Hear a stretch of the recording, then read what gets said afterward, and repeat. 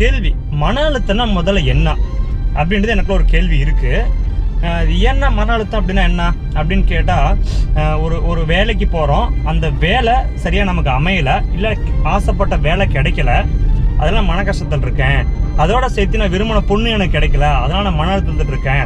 நான் நினச்ச பொருள் எனக்கு கிடைக்கல, நான் மன அழுத்தத்தில் இருக்கேன் அப்படின்ற மாதிரி சொல்கிறாங்க.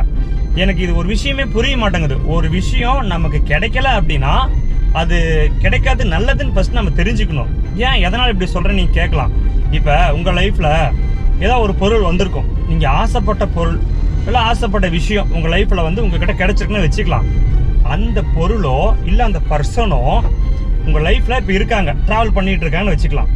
ஆனால் ஒரு நாளாவது நீங்கள் இந்த பர்சனோ இல்லை பொருளோ ஏன்டா என் லைஃப்பில் வந்துச்சு, என்னை ஏன்டா இவ்வளோ டென்ஷன் ஆக்குதுன்னு நீங்கள் நினைக்காம இருக்கிற நாள் ஏதோ ஒரு நாள் இருக்கா அப்படின்றத எனக்கு கமெண்ட் செக்ஷன் சொல்லுங்கள். என்னுடைய அறிவுக்கு எட்டின வரைக்குமே என்னன்னு பார்த்தீங்க அப்படின்னா, அதாவது விரும்பி நம்ம எதை அதிகமாக நேசித்து ஒரு பொருளை வாங்குறோமோ அந்த பொருள் நமக்கு பிரச்சனை தான் கொடுக்கும். நீங்கள் நல்லா யோசனை பண்ணி பாருங்கள், கண்டிப்பாக நான் யோசனை பண்ணி பாருங்கள்.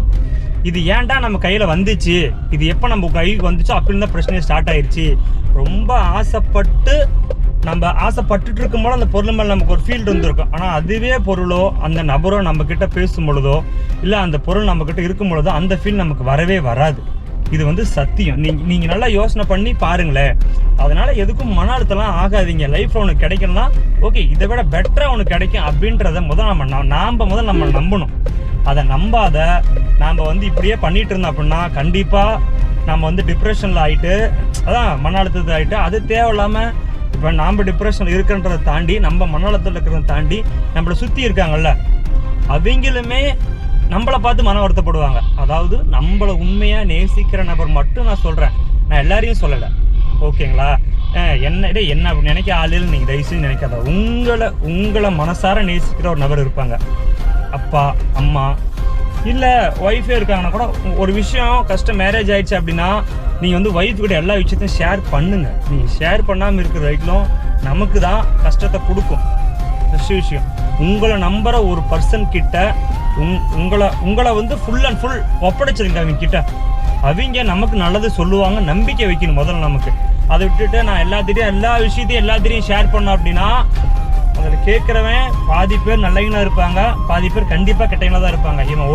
இவன் கெட்டு ஒளியிட்டோன்னு நினைக்கிற நபர் நிறைய பேர் இருக்காங்க.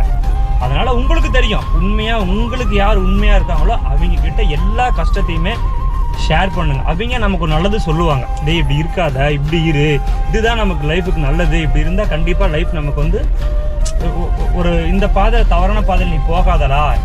அதை நம்ம கேட்க மாட்டோன்றது வேற, அதை நம்ம கண்டிப்பாக கேட்க மாட்டோம். அதுலேயே உள்ளே போய் நம்ம பட்டு திருந்தி வந்ததுக்கு அப்புறம் தான் ஐயோ அவங்க அப்பயே சொன்னாங்களே நம்ம கேட்கலையே அப்படின்னு நம்ம நினைப்போம். இது உண்மை. அதே மாதிரி ஒரு சில விஷயம், இப்போ ஒரு ஹஸ்பண்ட் ஒய்ஃபுக்குள்ள ஒரு சண்டை வருது அப்படின்னா முடிஞ்ச வரைக்கும் நீங்களே பேசி தீர்த்துக்கோங்க, அதுதான் ரொம்ப நல்லது.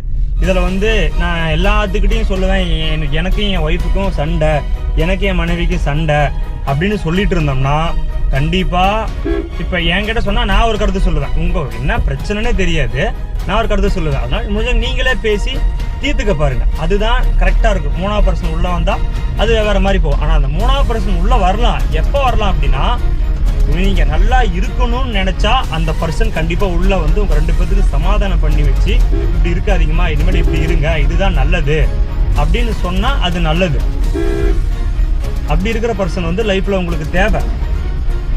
அப்படி இருக்க பர்சன் உங்கள் லைஃபுக்கு எப்பயுமே தேவை. அந்த மாதிரி பர்சனை வந்து நீங்கள் வச்சுக்கலாம், தப்பு கிடையாது, ஓகேங்களா?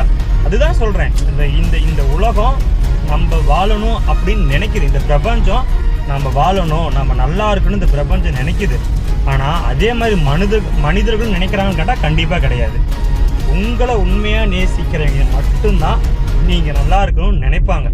அப்படி நேசிக்கிற பர்சன் ரொம்ப கம்மியாக இருப்பாங்க. அவங்ககிட்டையும் சண்டையை போட்டுக்கிட்டு நான் உங்ககிட்ட பேச மாட்டேன், நீ என்கிட்ட பேசாத, இனி உனக்கு எனக்கு எந்த உறவும் கிடையாது, தயவு செஞ்சு சொல்லவே சொல்லாதீங்க. ஒரே ஒரு வார்த்தை அவங்ககிட்ட, என்னை மன்னிச்சிடுப்பா, நான் ஏதோ கோவத்தில் பேசியிருக்கலாம், நீங்கள் ஏதோ என்கிட்ட கோவத்தில் பேசியிருக்கலாம், ஒரே வார்த்தை சாரி, இல்லை சாரி கேட்க மனசு இல்லையா, சரி ஊரா இனிமேல் இப்படி நடக்காது நான் பார்த்துக்கிறேன் அப்படின்னாவது தயவு செஞ்சு சொல்லுங்கள். ஏன்னா இருக்கிறவங்கள வரும்போது இருக்கும்போது மதிக்கவே மாட்டோம். அது இழந்துட்டுன்னு வச்சுக்கோங்களேன், அது மிகப்பெரிய வலியை கொடுக்கணும். கண்டிப்பாக வலிக்குங்க. நீங்கள் நினைக்கிறீங்க வலிக்காது போடா அப்படின்ற மாதிரி. நான்லாம் ரொம்ப வாழ்க்கையில் உண்மையாக இருந்த ஒரு சில பேர்த்த நான் இழந்திருக்கேன். அந்த வலி வேதனை வந்து நான் இப்போ உணர்ந்தாலே என்னால் வர முடியல. எங்கள் அப்பாவை நான் இழந்துட்டேன். இப்போ எங்கள் அப்பா என் கூட இல்லை. எங்கள் அப்பா இறந்து 4 வருஷம் ஆகுது. எங்கள் அம்மா மட்டும்தான் இருக்காங்க. எனக்கு திருமணம் ஆகி ஓகே லைஃப் போயிட்டுருக்கு. ஆனால் எங்கள் அப்பாவை இழந்தது எவ்வளோ பெரிய வலி வேதனை அப்படின்றது எனக்கு ரொம்ப வலிக்குது. இப்போ அவர் இருக்கும் போது நான் இருந்த லைஃப் ஸ்டைல் வேறு, இப்போ இருக்கிற லைஃப் ஸ்டைல் வேறு. இப்போ அவர் இல்லாத எத்தனை எங்கள் ரிலேஷன்ஸ் நிறைய பேர் என்னை இடம் பார்த்தாங்க. அதாவது ரொம்ப கேவலப்படுத்தினாங்க. எப்படிலாம் கேவலப்படுத்த முடியுமோ அப்படிலாம் எங்களை கேவலப்படுத்தினாங்க. நான் குறிப்பிட்டு இவங்க தானே சொல்ல கிடையாது. ரிலேஷன்ஸ்னாவே அப்படி தான் பண்ணுவாங்கன்னு எனக்கு நல்லா தெரியும். இருந்தாலும் நம்பினவங்களாம் என்னை கழுத்தறுத்தாங்க அப்படின்றத எனக்கு வேதனை. ஒவ்வொரு நாளும் எங்கள் அப்பாவை நினைக்காத நாளே கிடையாது. அப்பா இருக்காங்கன்னா பொக்கிஷமாக பார்த்துக்காங்க. அப்பா இருக்காங்க. எனக்கு எந்த பயனுமே இல்லையே எங்கள் அப்பாவாலும் தயவு செஞ்சு நீங்கள் சொல்லவே சொல்லாதீங்க. அவங்க இல்லாமல் இந்த உலகத்துக்கு நம்ம வரல. கை கால் சோகத்தோடு நம்ம இல்லை.